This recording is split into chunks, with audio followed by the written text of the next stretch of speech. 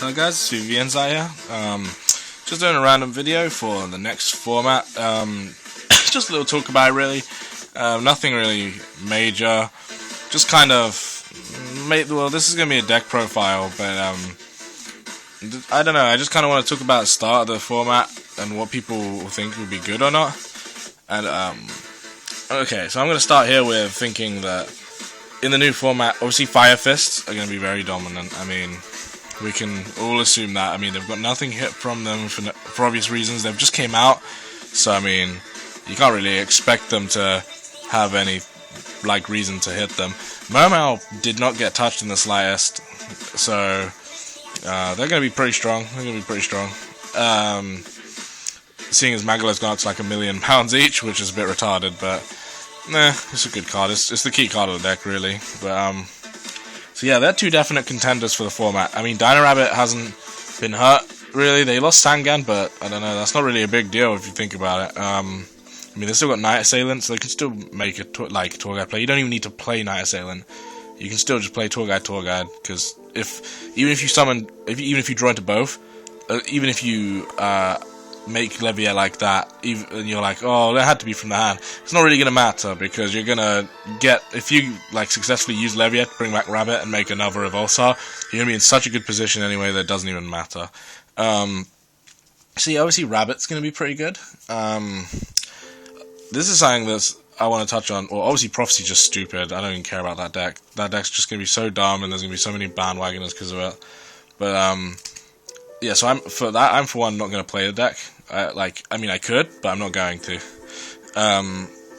So with all of that aside, what people seem to think is that wind-ups are dead, and I mean, they're really, really not dead.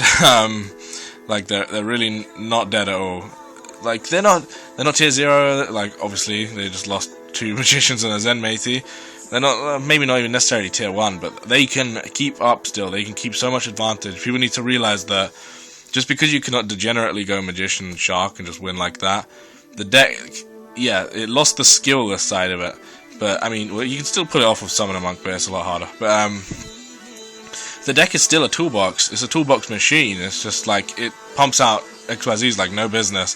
The thing is, what people got to remember is Factory is still a card that's on free. Rat is still a card that's on free. Shark is still the Broken Shark is still on free. There is still one Magician in the game, which makes the deck still viable. And Rabbit, one of the best floaters right now. You know what I mean? It's the deck has so much good things about it. I mean, and it has a lot more combos that people discover every time. It's the XYZ plant deck, basically. It's just the equivalent. So I think the deck still will be topping, I'm not gonna lie. Inzektas, because wind-ups aren't so, great now, I guess. Inzektas are still sitting around, kind of in the rogue area. That's kind of more like what wind-ups will be, so that's kind of, if that makes sense, it's just kind of down at the bottom tier of the meta, but it still tops. There'll still be a couple of tops, who knows. Another deck that I want to talk about is, obviously with the card coming back up to free, Smoke Signal, is Samurai. I honestly think Samurai not going to be obviously the best deck in the format. That's just not going to happen unless they get mushy ends or some more cards. But the deck will definitely be better this format. I mean, it has the free Smoke Signal, so the consistency is back to how it used to be. But the problem is, obviously you're still missing the Shien, but there's so many XYZs that are so useful these days that those spaces are vital anyway, so the deck isn't that really bothered. I mean, there's one less warning in the game as well, which makes Samurai a lot more playable in the sense that you're pretty much always going to pull off Shien, and you're going to do it more consistently now. Also, the deck's going to get that Ouroboros loop thing to take people's hands away and all shit like that. Although, even though it's not the most consistent loop in the world, it's there. You're still going to have that ability to do that, which is kind of scary in a way. But, and the deck obviously still has Gateway, which is just a bit insane. I don't know how they didn't think about banning Gateway when they were putting Smoke Signal up to free, but hey, that's how it goes. But I honestly feel like the deck will have quite a bit of potential, just purely because, I mean, Prophecy's going to be a big deck, very big deck. A lot of people are going to run that. So, what better deck to run than a deck that can drop Naturia Beast and Shien, for example. first turn where they can't play anything with protection, so they can't do anything. So I think it will be a good meta call. I mean, obviously stunning, like against decks like Fire Fist, sure they can have Bear and everything like that, but you have Phoenix Chain to deal with that. But like that's beside the point. The point is them playing their tankies and all cards like that is very crucial. Negating all that stuff kills the deck. I should know. I played the deck versus Samurai and it was very annoying. I mean, Samurai's always been annoying, but I honestly feel like the deck has potential to be good in the format, and a lot more people will play it, so you have to kind of side accordingly. The deck will be around. So yeah, the profile actually is on Samurai, so if the deck didn't fall over, the deck profile is actually on Samurai. Sorry about the coughing and stuff, I'm still pretty ill, like randomly. But yeah, the deck profile is on Sam's, and my take on it. I mean, it recently top 8'd Bochum even before the March 1st list, so I mean, the deck obviously still has potential, and his build was really weird, so anyway, I'm going to start it off. So, triple Kizan, well, not really much to say about that. And then we got triple Kagemusha, the sexy supers.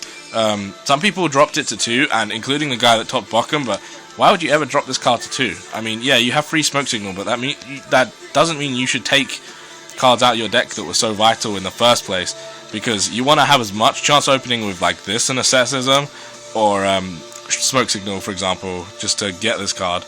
And once you run out of these cards, it's going to be very difficult. It's going to be very difficult to do anything. 2 Kageki, obviously not. You don't need 3. That's 2's just okay. 2 Elder. I'm really OCD about this. I hate that I don't have that other Elder in Super, but yeah, some people drop that to 1, but I still think you need 2. 1 Anishi, he's so good. Grandmaster. Hand is one of the key parts of the Ouroboros loop.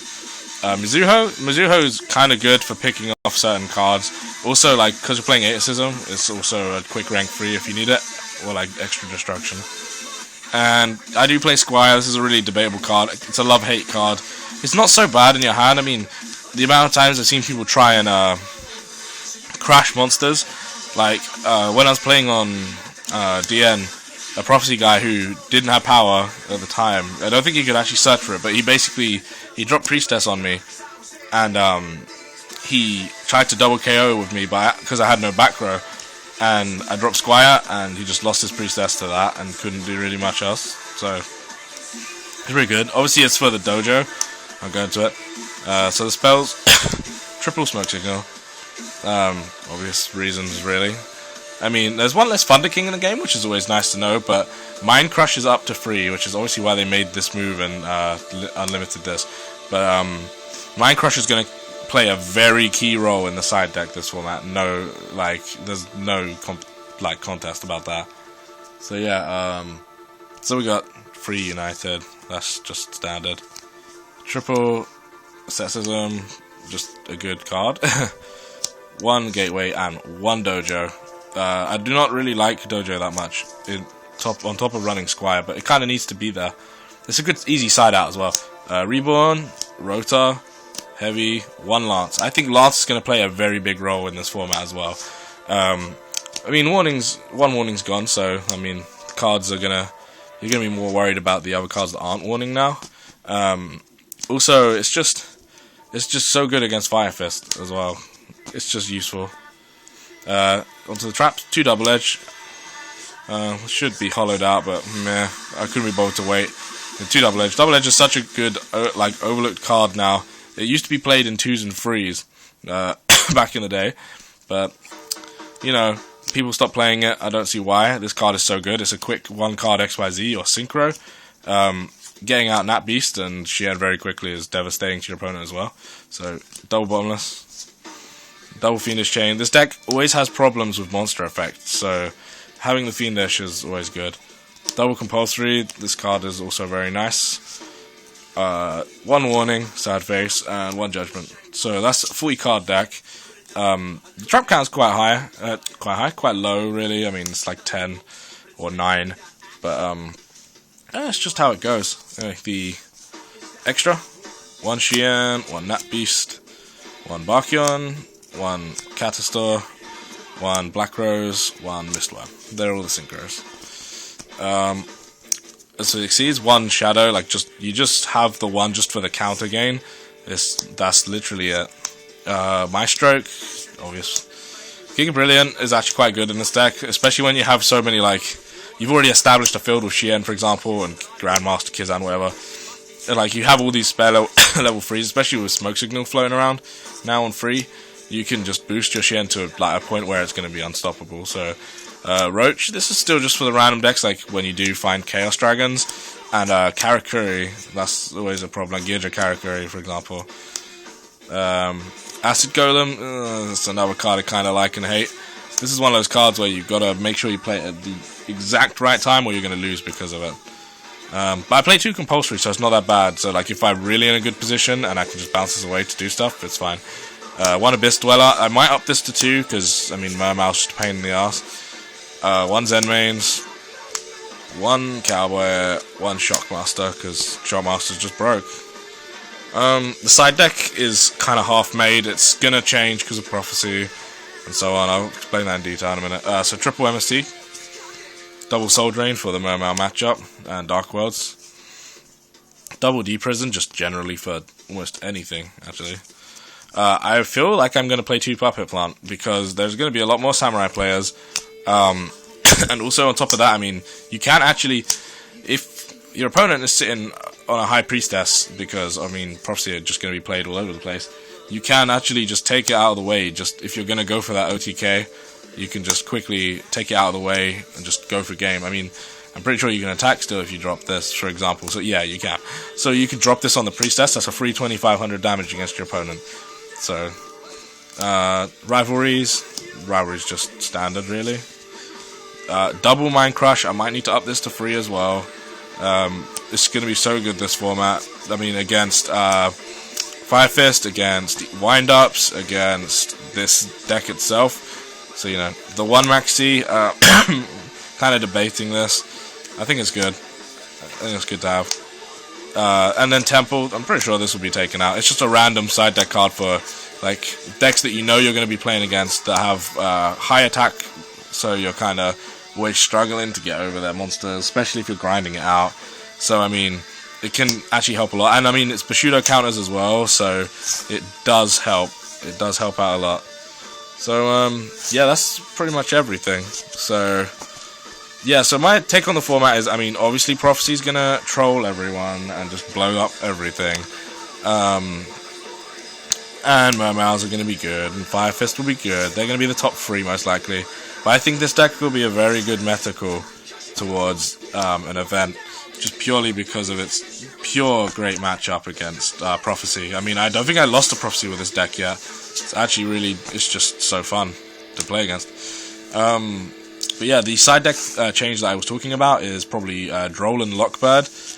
The OCG has started playing 3 of it, and I can see why. It basically, for people that don't know what it does, is you will, your opponent, when they play a card that adds cards to their hand, so like, whenever they add a card in their hand, outside of the draw phase, you drop the card and they cannot add any more that turn. So, you can imagine where if your opponent decides to go really nutty with, what card is it? They go Judgment, and then they play Secrets, for example, and add something else to their hand, like Masters, then they reveal, play Masters, copy Secrets. From there, you can just literally just drop Droll and Lockbird. They then don't get any searches off of Judgment, and I'm pretty sure Judgment says then, as in, you add cards from deck to your hand, then if you've done that, then you can special summon the monster. I'm not sure if you can still do it, but like, I don't know if you can still summon the monster if you Droll and Lock. But so yeah, if it is that way, then it's amazing. I need someone to clarify that for me. But so yeah, they lose all their searches from Judgment, and they just kind of spammed out good cards for no reason, and then it gives you another turn to set up against your opponent. So Droll and Lock is probably going to be very important. I mean, people are going to side Thunder King against the deck, but it's only on 2, so you're probably not going to draw it that often. So yeah, that's the profile and some of my thoughts on the format, really. Hope you liked it. Comment, rate, and so can you even rate anymore? No, it's like, isn't it? Yeah, cool. That thing. Yeah, so do that. Cool, peace.